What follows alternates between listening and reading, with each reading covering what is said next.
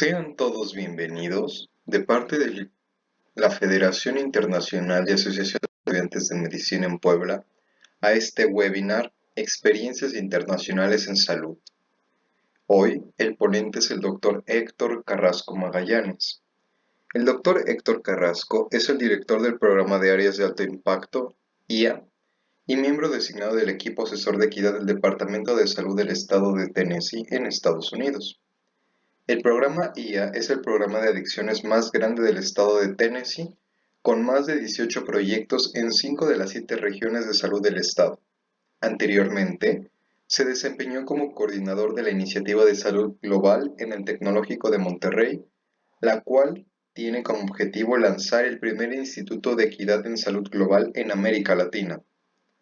El Dr. Carrasco fue coordinador de los programas comunitarios para Compañeros en Salud México, y tiene varios años de experiencia en varios temas de salud global como atención primaria y la salud comunitaria, trabajando en varios países como Sierra Leona, India, Perú, Brasil y Guatemala.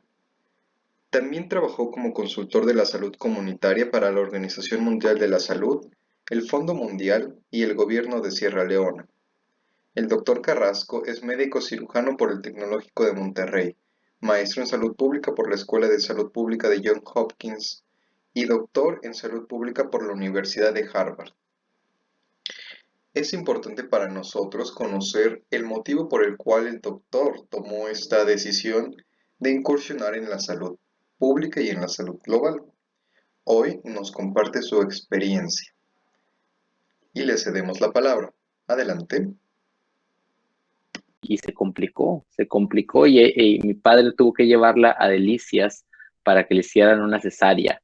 Y justo cuando iban a nacer, o sea, obviamente mi papá estaba muy preocupado, primer bebé, y dice, ¿sabes qué? Híjole, pues a ver cómo sale esto, ¿no?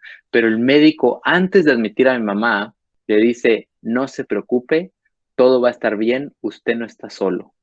Y esto, la verdad, fue una historia muy importante porque mis papás me siguieron contando esa historia varias veces cuando yo estaba creciendo, ¿no? Entonces, ellos me contaban la historia y yo decía, qué padre poderle decir a alguien más esa misma frase, no se preocupe, todo va a estar bien, usted no está solo. Entonces, con esa idea yo entré a la Escuela de Medicina en el Tecnológico de Monterrey, en el campus Chihuahua. Y ahí la verdad es que me di cuenta que la medicina era algo muy bonito, pero al final también me di cuenta que había dos tipos de medicina. Una medicina que era para la gente más marginada que veíamos en el Hospital Metropolitano, que era la que se atendía con Seguro Popular, y luego también una medicina para la gente más pudiente, que era la gente que se veía en el Hospital San José Tec de Monterrey. Entonces, hay uno de mis pacientes que yo recuerdo muy bien, Alberto Flores Presas, un paciente con neurofibromatosis tipo 1, eran tumores en las vainas nerviosas, desarrolló un tumor intestinal y no teníamos cómo hacerle una tomografía para ver dónde estaba invadiendo, qué órganos estaba tocando. Y Alberto Flores Presas, después de estar hospitalizado por varias semanas sin poderle hacer la tomografía porque el Seguro Popular no la cubría y ningún cirujano quería operar sin saber qué había dentro, al final fallece por constipación. Entonces, por impactación. Entonces se me hizo muy tonto, la verdad. Estas muertes tontas que no se justifican. Y yo dije, ¿sabes qué? Tengo aquí dos opciones. O me voy a servir a gente como Alberto, o me voy a servir a gente como en el Hospital San José, ¿no? Que es la medicina privada. Yo decidí irme a trabajar en Chiapas, el estado más pobre de México. Después de mi servicio social, ¿sabes qué dije? Yo me voy a servir a la gente en comunidades rurales.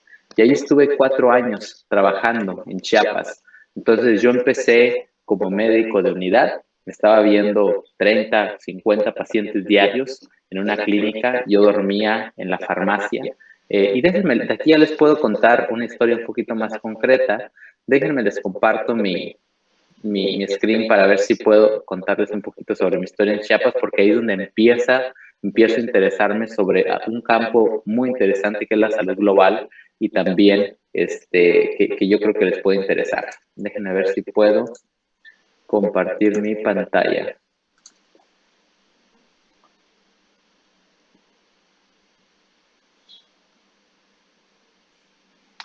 A ver, ahí, Armando, te voy a pedir si me dices si pueden ver mi pantalla. Sí, doctor, se ve bien en la pantalla. Se ve y empieza con mi trayectoria, ¿verdad? Empieza con un mapa que dice Mexico City y luego Chiapas, Bueno, un doctor, saludando. perfecto.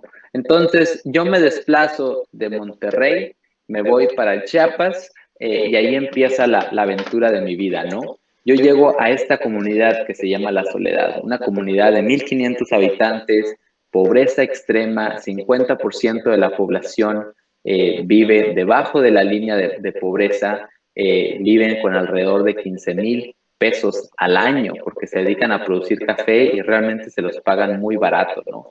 Esta es una de la escuela de la soledad, ¿no? Entonces es una escuela muy pequeñita, tienen un montón de alumnos, pero esta escuela ni siquiera le llegaba a los talones a la que tenía mi papá en su comunidad rural en Chihuahua. Un niño de Chiapas tiene 6 veces más probabilidad de tener desnutrición que cualquier otro niño en el país, en el promedio, obviamente, el promedio nacional, ¿no? Y obviamente tiene, así como tiene más posibilidades de estar desnutrido, también tiene más posibilidades de no llegar a tener una carrera profesional, ¿no? Esta es la clínica a la que yo llegué, fue una clínica que les prometió un presidente municipal que por alguna razón se hizo y era una clínica muy bonita. Yo dormía justo en este cuarto que es la farmacia, ¿no? Y ahí yo veía pacientes, pues me estuve un año como pasante de servicio social. Una noche me llegó un pacientito Esdras. Él era un niño de 1,5, de 1 año y medio de edad con desnutrición crónica y los padres me dicen, ¿sabe qué? No está comiendo, tiene tos y tiene sensación de calor. Y ya tiene varios días así, no sabemos qué hacer. Obviamente yo lo reviso, me doy cuenta que tenía fiebre, taquicardia, disnea, crepitancias, y obviamente ustedes, ya como estudiantes de medicina, me dicen, pues sí, es una neumonía no adquirida en la comunidad, probablemente sea estrés. Yo de ahí lo que hago, yo estaba empezando justo mi servicio social, lo que hago es le doy la primera dosis de ceftriaxona y le hago una referencia para el hospital más cercano que estaba en una comunidad que se llama Siltepec. Y yo digo, ¿sabes qué? Se acabó, esto ya se arregló, me regreso a dormir y yo me olvidé de Esdras, ¿no? Al día siguiente empecé a ver pacientes, en la mañana llegaban los pacientes, desde las 6 de la mañana ya tenía lista de varias comunidades y se acumulaban ahí un montón de pacientes. Y la enfermera me dice, oiga doctor, escuché que Esdras está peor. Y dije, ching, no se lo llevaron. Entonces inmediatamente me voy caminando, esta es la casa de Esdras. Las casas eran de madera, muy simples. Me voy caminando y alrededor de la casita veo un montón de gente llorando. Dije, ching, ya valió, dije, se complicó. Llego, veo a Esdras en muy mala condición, no podía respirar, ya estaba teniendo fatiga muscular. Y digo, ¿sabes qué? Vámonos. Empezamos, juntamos al comité de salud, los padres se fueron con nosotros y terminamos en el hospital de Siltepec. Ahí lo intubaron, le pusieron antibióticos intravenosos que eran más efectivos y al final, después de algunos días, Esdras salió del hospital bien, pero sobrevivió realmente, o sea, estuvo a punto, estuvo al borde de fallecer Esdras ese día. Y obviamente esto me llevó a reflexionar mucho. Y me reflexionar mucho porque yo en la escuela de medicina aprendí que lo que se hacía en estos casos era empezar el medicamento, hacer una derivación y se acabó, ¿no? Hasta ahí, ese es el rol del médico. Pero a mí me hizo reflexionar mucho cuál es el rol del médico cuando hay un problema como la pobreza, como la inequidad, que llega a mi consultorio en forma de una enfermedad, neumonía por desnutrición. ¿Cuál es el rol mío, no? Y obviamente aquí podemos hablar mucho de por qué fracasó, por qué yo fracasé con este paciente, ¿no? Y aquí algo que me hizo reflexionar mucho fue mi formación. Dije, vamos a cuestionar todo. Y obviamente tenía mucho tiempo para pensar, ¿no? Pero me llevó mucho a cuestionar. Yo me entrené, y todos ustedes también se están entrenando, con un modelo flexeriano de la salud. Este modelo que nosotros tenemos se inventa en el 1915 en un reporte de Flexner. Y Flexner recomendó 2 años de ciencias básicas, ser el médico de Estados Unidos, 2 años de ciencias clínicas, 2 años de rotaciones en hospitales y listo, esa fue la formación del médico así y la seguimos haciendo así, ¿no?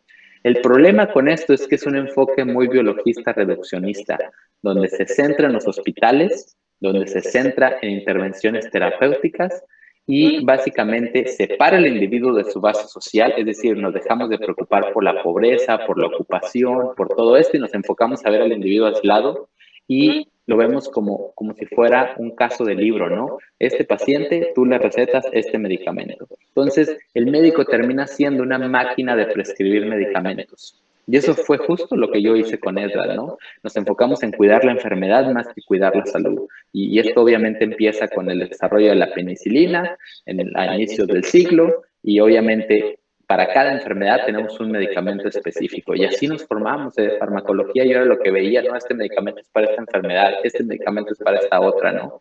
Y los médicos, y es un rol muy limitado del médico. Y obviamente cuando tenemos este rol tan limitado, nos olvidamos de las barreras que nuestros pacientes experimentan. Por ejemplo, ¿qué pasó con Esdras? Obviamente la familia tenía otros 6 hijos. ¿Cómo lo iban a dejar? ¿Cómo iban a dejar a los otros hijos en medio de la noche? ¿Quién los iba a cuidar? El transporte, un transporte de urgencia en la noche a Siltepec costaba como 1,000 o 1,500 pesos. Eso representaba el 10% del ingreso anual de la familia. ¿Ustedes creen que lo iban a gastar? Y la otra es, cuando iban a los hospitales, muchas veces los retachaban porque llegaban demasiado tarde. Entonces, realmente esa confianza con los hospitales públicos no parecía existir, al menos en la familia de Esdras, y eso marcó una diferencia, ¿no? Entre llevar a Esdras o no, y obviamente todas las otras barreras de pobreza. El problema es que aquí en La Soledad Esdras solamente era un caso de los muchos que yo tenía. 54% de los niños que yo tenía tenían de nutrición infantil crónica que me llegaba en forma de enfermedades, diarreas, neumonías y otras cosas, ¿no? Entonces dije, ¿sabes qué? Me voy a poner a leer y vamos a ver cuál es el rol del médico en una comunidad como La Soledad cuando tenemos este problema de nutrición, ¿no? Y una de las soluciones que yo encontré fue esto, ¿no? The Healthy Eating Plate, el plato del bien comer. Y aquí está la clave. Dije, mira, tenemos que hacer que la gente coma proteínas, granos integrales, vegetales y frutas. Dije, ¿sabes qué? Voy a agarrar a todas las mamás con niños desnutridos, que eran como 60, 70, y los vamos a poner en un salón y les vamos a dar clases así como aprendí yo en la escuela. Entonces, el médico que sabe se sienta o está parado al inicio y luego les da clases, ¿no? Les dice qué hacer. Y ahí me tienes hablando del plato del bien comer. Después de unas 2 meses de hacer esto cada semana, todas las mujeres estas que ustedes ven aquí desaparecieron. Se dieron cuenta que de lo que yo hablaba no tenía ninguna relevancia para su vida. Entonces, no tenía sentido.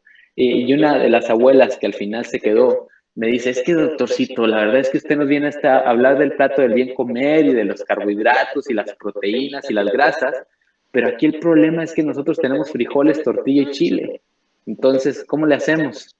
Dije, no, pues es que sí es cierto. O sea, el problema no es que la falta de información, y esto es un gran problema de la salud pública, que decimos, ¿sabes qué? Es que vamos a educarlos, pero cuando no hay los medios, la gente va a comer lo que tiene enfrente, ¿no? Entonces, eso obviamente me hizo reflexionar mucho. Y aquí también es, ¿por qué fracasé, no? ¿Por qué las mujeres dejaron de asistir a este taller? Y este es un enfoque bien, bien común de la salud pública, este enfoque de cambiar comportamientos, el estilo de vida.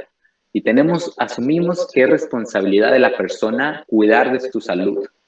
Y es cierto, pero también nos olvidamos de que hay condiciones sociales que determinan ese comportamiento.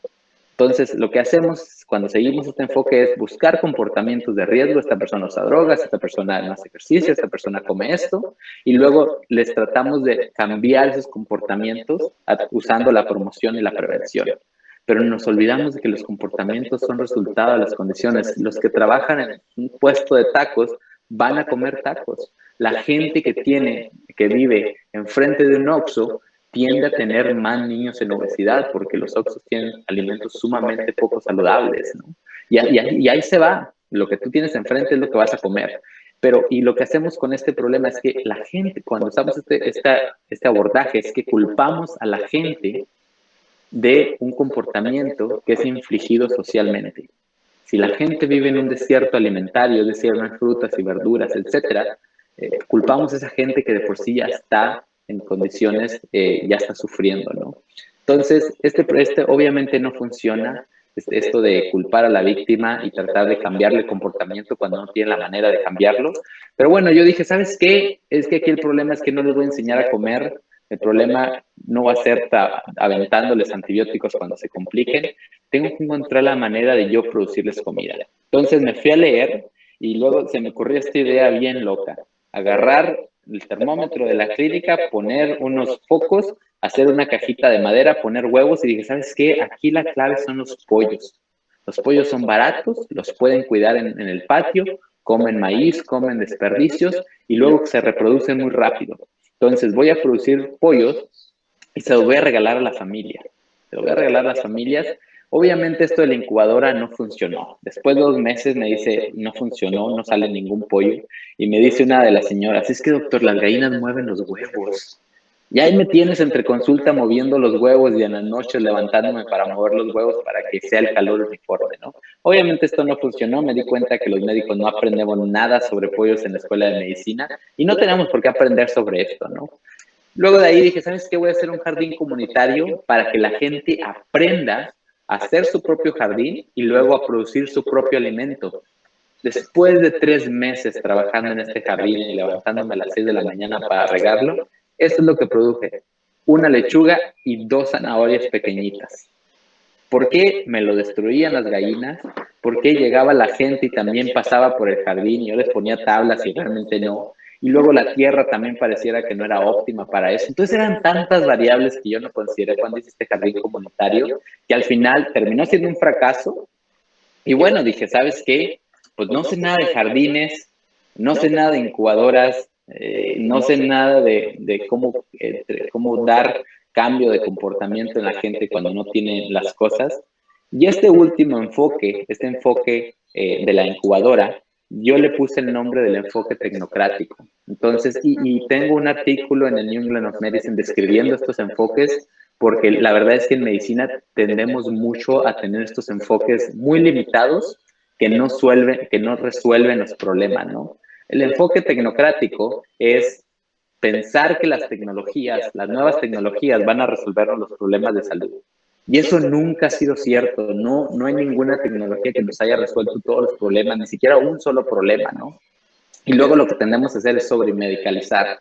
Y obviamente esto es muy bueno para las farmacéuticas, porque ellos creen que, porque ellos venden cuando ellos venden medicamentos, nosotros los prescribimos y es un negocio redondo, ¿no? Pero obviamente aquí, por ejemplo, yo trabajo con opioides en el estado de Tennessee y lo que sucede es que las farmacéuticas empezaron el problema a inicio de los 90 prescribiendo oxicodona.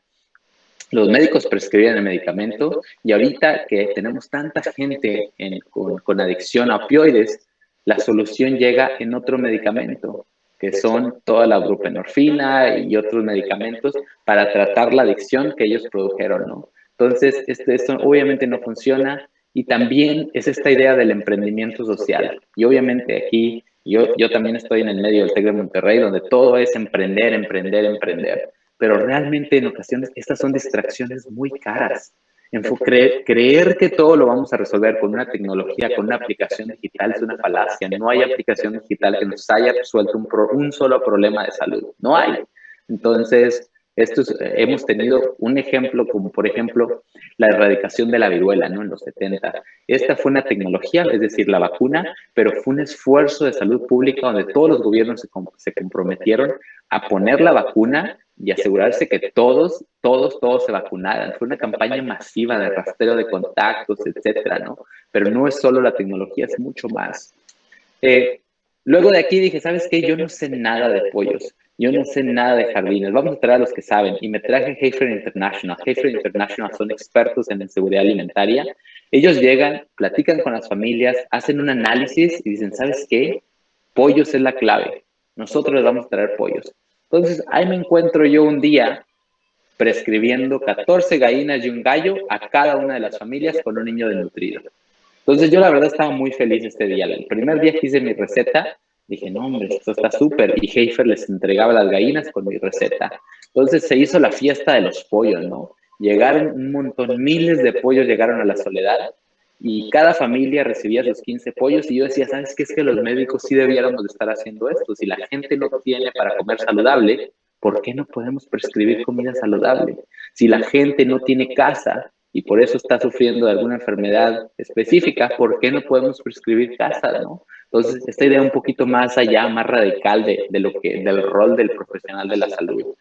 Resulta y obviamente este proyecto tenía muchos principios de desarrollo social, era colaborativo, culturalmente apropiado, usaba los recursos locales, estaba dirigido por expertos como era Jefe International. Aún así, llegan las gallinas y la mitad se nos muere en la primera semana. Resulta que las gallinas no estaban acostumbradas a ese clima y agarraron un virus que se llama Newcastle y se nos murieron la mitad de las gallinas. Y luego estas gallinas traían otra enfermedad y terminaron infectando a otras gallinas en la comunidad. Entonces se nos murieron estas, que eran miles de gallinas, y luego terminamos introduciendo otra enfermedad que mató 25% de la población en la comunidad. Y las mamás, ahora en vez de estar alimentando a sus hijos, pasaban la mayor parte del tiempo enterrando a las gallinas para que no fueran a contagiar a las demás. Entonces, aquí sí ya estaba yo muy triste. Estaba ya terminando mi servicio social. Ahí era como de, chile, es que mi servicio social he visto pacientes, he estado en esto. No ha funcionado nada. Realmente los niños seguían todos desnutridos. Y dije, no, ¿sabes qué? Aquí ya no sé qué hacer. Pero obviamente vamos a pensar un poquito en este enfoque de las gallinas, ¿no? Este es el enfoque filantro-capitalismo. Y es esta idea de que la gente, la sociedad, toda la sociedad está articulada por ideologías. Y la ideología del capitalismo es la propiedad y la meritocracia. No hay lugar para la solidaridad, no hay mucho lugar para los derechos, sobre todo cuando los derechos se contraponen al capital. Hay un libro muy bueno de Tomás Piketty que se llama Ideología y Capital, y se lo recomiendo mucho. Pero bueno, depende de que la gente, de que haya ricos para poder darles gallinas a los pobres. Entonces debe haber una simetría ahí, ¿no? Y esto, en vez de darles justicia a los pobres, es decir, cualquier niño en México debiera tener el derecho de no estar desnutrido en la infancia, si realmente creemos en esto de igualdad de oportunidades y en esto de que todos debemos tener una base pareja para empezar, pues en vez de darles caridad debiera ser algo que tuviera que suplir el gobierno, ¿no? No es así.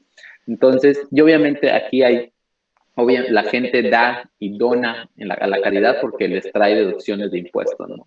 Realmente en ocasiones ni siquiera es solidaridad. Pero bueno, después de batallarle con todas estas opciones, seguía teniendo lo mismo. Los niños desnutridos y me seguían llegando con diarreas, neumonías, todos los días tenía al menos un niño con este problema. Ahí sí yo ya decía, ¿sabes qué? ¿Ahora qué sigue? Era algo muy legítimo. Como médico yo me formé porque quería servir, porque quería decirle a las personas, no se preocupe, todo está bien, usted no está solo. Sin embargo, aquí en la soledad, realmente los niños desnutridos sí estaban solos y se enfermaban y se complicaban cada rato, ¿no? Me decían el doctor de los pollos cuando estaba allá, ¿no? Y era lo que yo hacía. Y es muy interesante porque el hecho de fallar miserablemente de alguna manera te hace un experto y ahora me tienen aquí hablando, ¿no? Ante ustedes. Y esto es algo muy triste, este es un experimento que se hizo con niños de Guatemala. Estos son niños familiares, son de la misma comunidad, son primos, son muy cercanos genéticamente. Y estos niños se quedaron viviendo en Guatemala y estos niños se vinieron a Estados Unidos. Y luego les ponen la línea de lo que debieron de medir a los 9 años y ven la diferencia, ¿no? Entonces, así como estos niños se quedaron chiquitos, así se les quedó el cerebro. Y así se van a quedar también de pequeños sus sueños de tener una vida saludable, de tener una vida más digna, porque usted sabe, ¿no? La nutrición está muy vinculada a la obesidad, porque obviamente se altera el metabolismo y al final aumenta la resistencia a insulina y tienen más posibilidades de desarrollar diabetes, hipertensión y también problemas de enfermedades mentales. Entonces, es algo muy, muy triste esto de la desnutrición. De ahí, después de mi año de servicio social, yo no sé por qué me contrataron como el coordinador de programas de la organización de Partners in Health, de Compañeros en Salud México. Y aquí trabajé con organización comunitaria y ahí lo que empecé yo a hacer fue básicamente involucrar más a la comunidad para atacar enfermedades. Las primeras en las que empezamos a trabajar fueron diabetes, hipertensión y problemas de enfermedades mentales. Y lo que hicimos fue contratar como 100 trabajadoras comunitarias, les llamamos acompañantes, y aquí tenemos varios artículos publicados sobre las acompañantes, ¿no? De lo que hacían. Pueden investigar más. Pero empezamos un programa de acompañantes. Cada persona con una enfermedad como diabetes, hipertensión o alguna enfermedad mental tenía un acompañante y ese acompañante le hacía visitas domiciliarias para darle seguimiento a su enfermedad, para recordarle citas en la clínica y también para ver de qué manera podía hacer algo de prevención con la familia y ayudar con los determinantes sociales, ¿no? Con esto había en esos tiempos un programa que se llamaba Prospera y les daban transferencias directas de efectivo, pues trabajaba la acompañante para ver de qué manera podían meter a la gente a ese programa para que se alimentara mejor, ¿no? Este programa fue muy exitoso, tuvimos una reducción en la hemoglobina glucosilada de 1 punto y en las cifras de presión arterial como 20 puntos en la sistólica, 10 puntos en la diastólica. Realmente fue un proyecto muy bueno y también para enfermedades mentales funcionó muy bien, ¿no? Y hay varias publicaciones sobre este proyecto, pero aquí el punto es que nos dimos cuenta que el médico aventando los medicamentos a la enfermedad no era efectivo. Teníamos que llegar a la casa del paciente y servir al paciente donde el paciente estaba, ¿no? Y estos eran de los muchos eventos que hacíamos. Traíamos a todas las personas con alguna enfermedad y hacíamos pláticas y tratábamos de que se compartieran experiencias. Como parte también de mi trabajo, me tocó ir a Ruanda. Y en Ruanda me tocó apoyar al gobierno local para desarrollar un programa de trabajadores comunitarios para precisamente enfermedades como diabetes, hipertensión y problemas de enfermedades mentales, ¿no? Y esto fue algo muy bueno. De lo que yo me di cuenta, estuve trabajando en este proyecto por más de 2 años, de lo que yo me di cuenta y de lo que cuando yo estaba viendo a los pacientes que tenían enfermedades crónicas, fue de la violencia estructural. Este es un término que se usa mucho en salud global y en medicina social, y es esta idea de que hay sistemas que oprimen y son sistemas violentos que están en todos lados. Puede ser el sistema de salud que deja morir especialmente a la gente pobre. Es un sistema violento. El sistema laboral donde la gente más marginada, con menos educación, termina con salarios ínfimos donde no puede sobrevivir con ellos. Es un sistema violento que produce sufrimiento y produce enfermedad. Y así nos vamos a ir el sistema educativo y todos estos sistemas interactúan y hacen que la gente termine en una condición muy mala, con una esperanza de vida muy baja, con mucho sufrimiento durante su vida y sin una vida digna, ¿no? Entonces, el detalle con esto es que todos participamos. Cuando uno va a la escuela de medicina y decide servir a algunos y no a otros, ahí estamos participando en un sistema violento. Incluso cuando ustedes trabajan en el sistema público, de alguna manera estamos participando en ese sistema violento también, ¿no? Entonces, esto se llama violencia estructural y esto lo que sucede también muchas veces es que aprendemos a ver como justo el hecho de que una persona como Alberto Flores Presas, que yo vi en este hospital metropolitano en Monterrey, que una persona como Alberto se muera por impactación fecal, cuando una cirugía hubiera solucionado el problema. Lo aprendemos a ver como normal. Y esto se llama naturalización de la inequidad. Decimos, es que sí, los pobres, pues sí, la verdad es que ellos no tienen, pues ni modo, ¿no? O que este niño, como Edgar, si se hubiera muerto, aprendemos a decir, ¿sabes qué? Es que sí, pues Edgar no puede llegar al hospital, pues ¿qué quieres que haga? Y esto es naturalizar esta inequidad entre unos y otros, ¿no? Cuando no debiera de ser así. De ahí, yo lo que hice fue irme a hacer una maestría en Johns Hopkins University, porque yo quería entrenarme más sobre trabajo comunitario, quería aprender, ser experto en el tema, y ahí me la pasé muy bien, la verdad. Fue una maestría donde conocí a gente de todo el mundo, gente que venía con esta idea de, ¿sabes qué? Podemos transformar el mundo. Somos la generación del cambio y podemos dejar un mundo más saludable, con vidas más dignas a las nuevas generaciones.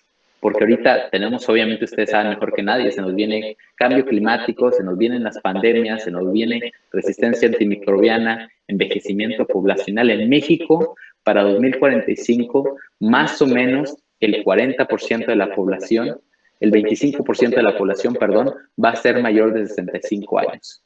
pero en el 2005 esa proporción era menor del 5%. Es decir, en 40 años vamos a aumentar 20 puntos porcentuales. Esto le pasó a Francia en 300 años, a México nos va a pasar en 40 años. No estamos preparados, no tenemos asistencia social, no tenemos pensiones, no tenemos nada para la gente adulta, ¿no?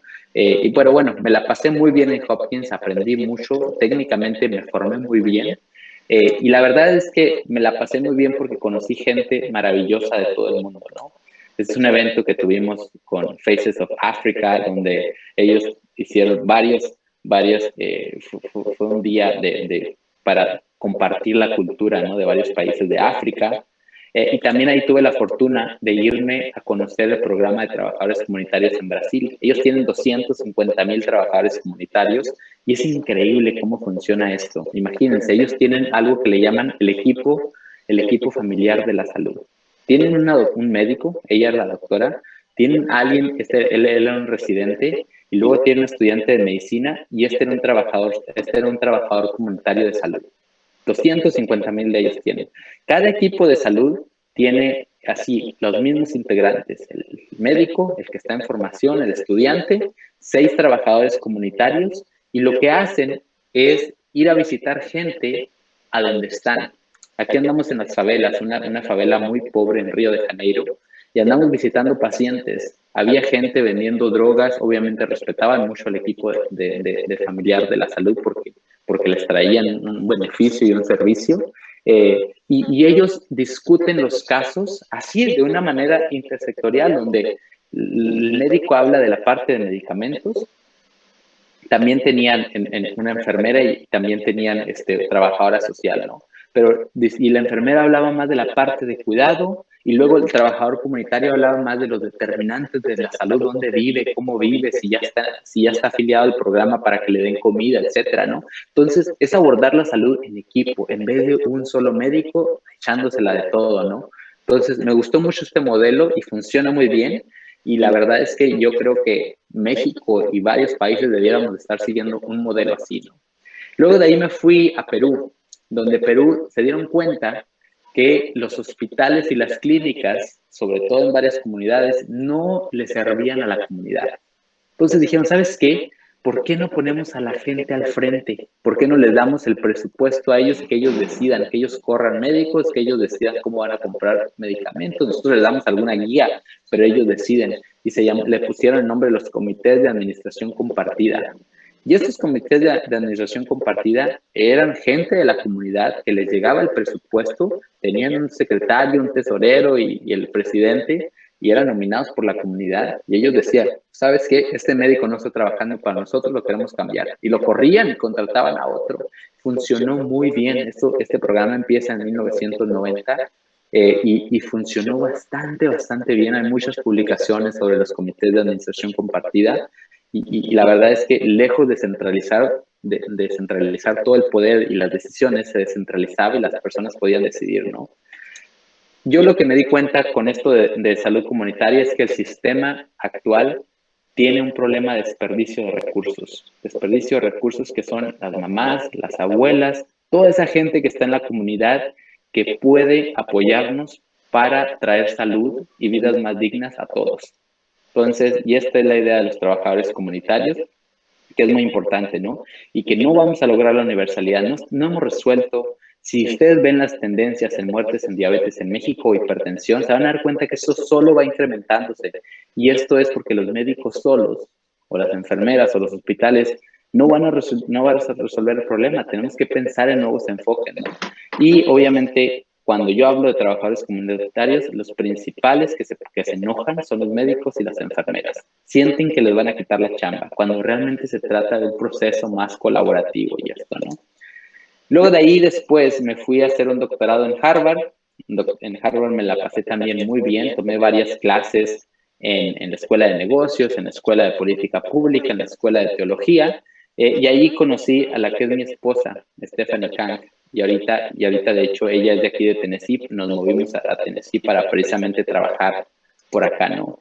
Aquí está la Asociación de Mexicanos en Harvard, hay un montón de mexicanos en Harvard que se forman y tratan de hacer algo bueno. Y ahorita estoy trabajando en el Departamento de Salud de Tennessee. Y aquí en el Departamento de Tennessee yo lo que hago es dirigir el programa más grande en el estado de adicción a opioides. Adicción a opioides es una epidemia, ¿no? Antes estábamos nadando en opioides en Estados Unidos y este problema de la adicción va muy relacionado con esto del sueño americano, que realmente mucha gente siente que no lo están logrando, ¿no? Y esto es porque ustedes, si ven, una parte de la población, como más o menos el 10%, el 50% de la población de Estados Unidos tiene el 10% de la riqueza.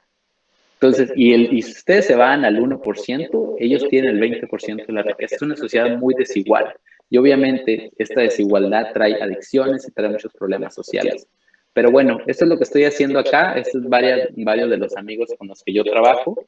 Y si yo les tuviera que decir qué aprendizajes se pueden llevar ustedes de esta charla es, no hay carrera lineal. Cuando se trata uno de una carrera profesional, mi plan era muy sencillo, me voy a Estados Unidos, me entreno, me regreso a México, trabajo en Secretaría de Salud, luego me topé con el amor y ching, pues ahora qué hago, ¿no? Entonces, sean flexibles, eso es muy importante. Y uno luego dice, yo quería ser cirujano pediatra, ¿no? Cuando estaba en la escuela de medicina. Y la verdad es que salud pública me ha traído las satisfacciones más buenas de mi vida, ¿no? Y luego esta idea de agentes de cambio. Cualquier trabajo en salud es un punto de intervención para un cambio social más amplio. Muchas veces creemos que ser médico significa estar encerrados en un consultorio aventando medicamentos a los pacientes. No, realmente ser médico, la bata se respeta mucho en los congresos, se respeta mucho en las calles, se respeta mucho en todos los lugares donde ustedes vayan. Usen su voz para cambiar la sociedad y para cambiar sus comunidades, para crear comunidades más justas, ¿no? Yo creo que tenemos muchos arreglos muy arcaicos en México, ¿no? El hecho de que, por ejemplo, la gente, el IMSS es un arreglo muy arcaico donde si tú estás en la economía formal, tienes acceso al IMSS y a los beneficios y a las prestaciones y a las pensiones, pero si estás en la economía informal ya no tienes ese acceso, es una tontería. Ese es un error de nacimiento del sistema mexicano de salud, ¿no? Donde el empleo limita tus opciones en salud. Es una tontería, no tienen razón de ser. Entonces hay que retar todos esos arreglos. El hecho de que algunos pacientes solamente reciban atención médica por pasantes es un arreglo muy viejo que tiene que ser retado también. Y obviamente aquí como recomendación es, al final todo se reduce en disciplina y hábitos. Si ustedes son disciplinados y trabajan duro y tienen buenos hábitos, yo creo que es algo sencillo lograr lo que ustedes se propongan, porque la verdad es que no piensen en chicos. Si ustedes quieren llegar hasta irse a un otro país a hacer su carrera, yo creo que es cuestión de disciplina y hábitos y lo pueden lograr, ¿no? Pero bueno, yo creo que yo ya hablé mucho. Voy a tratar de dejar de compartir y no sé si ustedes tengan preguntas. Yo estoy aquí disponible para lo que ustedes me digan. Muchas gracias, doctor Héctor Carrasco. En este caso, una de las preguntas que personalmente tengo es, si bien es importante trabajar en los problemas de salud que tiene la población mexicana, ¿cuál es la importancia de poder obtener conocimientos, no nada más en las instituciones de nuestro país, hablando de instituciones educativas, sino de otros países? En su opinión, ¿cree usted que eso abre fronteras y perspectivas para poder solucionar los problemas que hay aquí en México? Sí, fíjate que esa es muy buena pregunta, José Hernando.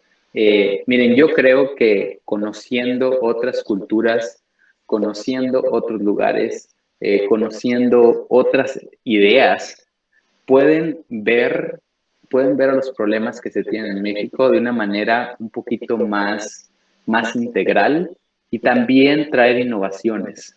Por ejemplo, yo no me hubiera dado cuenta que se podían integrar equipos de salud de la familia si no hubiera viajado a Brasil. Y lo había leído y sabía más o menos de qué se trataba, pero hasta que estuve allí y vi cómo este equipo discutía a los pacientes, me di cuenta de que esto era posible. Si yo lo hubiera leído, me lo hubieran contado, no lo hubiera creído igual. Entonces, yo sí creo que se pueden hacer cosas, se pueden aprender muchas cosas muy interesantes. Ahorita, por ejemplo, yo recibo notificaciones en tiempo real cuándo suceden las muertes por sobredosis, en tiempo real. Es como si ustedes, imagínense, estuvieran recibiendo los casos de COVID en tiempo real y pudieran ver en una gráfica donde se van acumulando los puntos de casos, y luego te puedes enfocar en ese lugar, ¿no? Llegas y cercas y haces lo que tienes que hacer, pero en tiempo real. Entonces es algo increíble. O sea, el nivel de vigilancia epidemiológica que tenemos acá para adicciones es increíble, es fabuloso. Entonces, son estas cosas que yo creo que sí es importante conocer. Ahora, cuando uno llega a un programa de maestría y tienes estudiantes de todo el mundo, esto se enriquece mucho porque empiezas a escuchar ideas de otras personas con perspectivas diferentes, con contextos diferentes, y cuando tú aprendes de esta gente, aprendes también a ver los problemas que tienes en tu país o en tu comunidad de una manera diferente. De acuerdo. Otra pregunta, que también como estudiantes de este comité estudiantil tenemos, es que si bien todos estamos, o la gran mayoría, se encamina a realizar una especialidad, muchas veces el incursionar, por ejemplo, en salud pública o en salud global, llega a ser algo disruptivo, en la formación. Entonces, ¿qué recomendaciones nos da para emprender en estas áreas? En áreas que no son la medicina clínica, ¿verdad? Así es. Pues para mí, yo como les decía, la salud pública me ha traído muchas satisfacciones, ¿no? Yo ahorita lo que hago es coordinar un equipo de 29 personas en el estado, y la verdad es que es muy interesante porque mi día a día es muy diverso. Imagínense, un lunes estoy discutiendo sobre cómo implementar un proyecto para darles provisión médica a personas con adicción en una cárcel. El siguiente día estamos hablando sobre cómo responder a brotes de sobredosis de una manera organizada. El siguiente día estamos dando una charla sobre otra cosa. El siguiente día estamos escribiendo un paper sobre algún proyecto, ¿no? Entonces, mis días son muy variados y son muy interesantes. Yo cuando estaba dando consulta me encontraba haciendo lo mismo todos los días, ¿no? O sea, viendo pacientes con hipertensión, con mocos, con diarreas, y a todos los días era así. 50 pacientes, y de esos los padecimientos, había 5 padecimientos que se repetían todos los días. Entonces, la verdad es que a mí se me hacía muy rutinario. No por eso no es importante, ¿no? O sea, yo estoy hablando desde mi perspectiva. Entonces, se me hizo muy interesante, aparte de que el mundo de la salud pública falta mucho de desarrollarse en nuestros países, ¿no? En México y en Latinoamérica en general. Entonces, yo creo que es un área muy padre. Pero bueno, ahora, si ustedes me preguntaran, es que yo estoy viendo si a lo mejor se pueden combinar la salud pública o la salud global, que es ver los retos de manera más interconectada y entender que una enfermedad va a afectar a un país, pero va a afectar también a los otros, y que los factores que condicionan una enfermedad se repiten en los países, ¿no? Por ejemplo, estos de los desiertos alimentarios es igual en varios países en Latinoamérica, y esto sale en forma de diabetes, y luego a todos nos toca lidiar con la diabetes, ¿no? Entonces, aprender cómo lidiar con esos factores es algo que la salud global trabaja, ¿no? Problemas de salud entre países, o que se salen de los confines geográficos de un país. Pero bueno, yo les decía, yo creo que se pueden complementar muy bien. Ustedes pueden ser el especialista muy bueno en cardiología, ¿no? Pero si ustedes hacen algo en salud pública o en salud global, van a aprender herramientas de investigación, van a aprender cómo implementar proyectos, van a aprender liderazgo y gerencia, que es muy importante. Ustedes siempre generalmente los médicos están en una posición de liderazgo, ¿no? Médicos y médicas. Entonces, aprender cómo trabajar con otros, e inspirar a otros y poner una visión, creo que es muy importante, y es algo que no se aprende en la escuela de medicina, pero sí se aprende en estos programas, ¿no? Entonces, sí, yo les recomendaría mucho que pueden irse por este camino y escriban si tienen alguno, si quieren, pero también pueden irse por la especialidad y luego pueden hacer una maestría en salud pública, en salud global, y aprender sobre este otro lado, que es la parte más política de la salud. Cómo cambiar un sistema de salud para que le sirva a los más vulnerables. Cómo cambiar un sistema, cómo cambiar un hospital para que esté alineado hacia la equidad, ¿no? Entonces, sí, yo creo que se complementan muy bien, y se lo recomiendo mucho, la verdad. Y si no, si deciden no estudiar, tómense un diplomado o algo sobre salud pública o sobre salud global, porque yo creo que les va a venir muy bien. Ok, y una de las últimas preguntas en parte de todos los chicos del comité es acerca de cómo hacer escuchar nuestra voz para realizar cambios en la salud de nuestro país. Esta es una muy buena pregunta, ¿eh? Miren, yo la verdad es que creo que hay varias cosas que se tienen que hacer en el país. Yo les hablaba ahorita de este sistema de salud que básicamente provee servicios con base en estatus laboral. Es una tontería. Entonces, o pueden agarrarse varias cosas, ¿no? Pueden hablar de nutrición infantil, pueden hablar de enfermedades crónicas, pueden hablar del rol de las corporaciones en la salud, hay muchísimos problemas. Yo aquí lo que les recomiendo es platiquen sobre estos temas, reúnanse de manera frecuente y tengan sus grupos de discusión sobre estos temas de los que estamos hablando. Es muy importante que ustedes empiecen a pensar como agentes de cambio, como humanos tenemos una responsabilidad histórica de nacer y de cambiar nuestra realidad. La vida es para eso, cambiar la realidad y dejar un mundo de alguna manera un poquito mejor de lo que encontramos y tener una vida feliz también, ¿no? Entonces, yo creo que eso de empezar a discutir, empezar a hacer cosas interesantes, foros, conferencias para discutir un problema específico desde múltiples perspectivas, creo que es muy importante. Ahorita están formándose, ustedes quieran o no, están en el mundo de las ideas, están en este mundo del conocimiento, el conocimiento médico, pero también que implica enfocarse en la salud, ¿no? En producir más salud. Entonces, abran foros de discusión y platiquen. Luego de ahí, una vez que empiecen a platicar y a discutir estas cosas, automáticamente van a empezar a salir algunas soluciones sobre cómo abordar un problema de embarazo en adolescentes en su comunidad, por ejemplo, ¿no? Embarazo en adolescentes y empezar a trabajar, coordinarse, empezar a ver quién va a tomar qué roles, qué podemos hacer, cómo vamos a ir a las escuelas, vamos a educar a la población para algo, no sé, y esto parte de educación, la verdad es que lo uso con mucha cautela, porque muchas veces no es solamente educar a la población, es también ir, inspirar y asegurarse que tengan los recursos para hacer lo que ustedes les están proponiendo, ¿no? Entonces, yo creo que empezar a discutir, luego empezar a generar soluciones, implementar es algo muy importante y sigan después de graduarse y después de empezar la residencia, empiecen a cambiar. Asegúrense de cambiar lo que está mal. Si ustedes ven que en su hospital algo está mal, trabajen juntos y háganlo. Ustedes realmente tienen mucho poder como estudiantes. Ustedes como estudiantes pueden pedir a su universidad que cambie varias prácticas, a sus médicos, tienen mucho poder, la verdad. Entonces, aquí mi recomendación es, búsquense problemas y resuélvanlos. De acuerdo. Muchísimas gracias, doctor. Nos deja con un espacio muy grande de reflexión. Y bueno, si no hay más preguntas por parte de la audiencia, nos gustaría entregarle el siguiente reconocimiento por parte de nuestro comité estudiantil. Listo.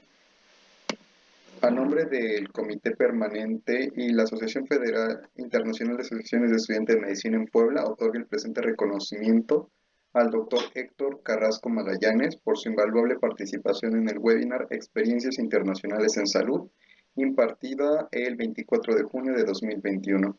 Muchas gracias por habernos acompañado en esta webinar, doctor, y bueno, esperamos contar con su participación en alguna otra actividad y nuevamente reiteramos el agradecimiento. La verdad es que nos deja con muchas ideas creativas que realizar. Algunos de mis compañeros están ya por finalizar sus últimos semestres en la carrera y bueno, su servidor pues está realizando el internado. Entonces hay muchas cosas que se pueden cambiar, muchas cosas que podemos mejorar para dejar un mundo mejor. Muchas gracias, doctor. No, gracias a ti, hermano, muchísimas gracias y muchísimas gracias a la Federación Internacional de Asociación de Estudiantes de Medicina en Puebla, ¿no? Entonces, qué gusto estar con ustedes y quedo al pendiente, ten la libertad de compartir mi mail, yo estoy aquí disponible. Perfecto. Muchísimas gracias, doctor, y buena tarde. Eso sería todo de parte de este comité estudiantil. Ándale, buenas tardes.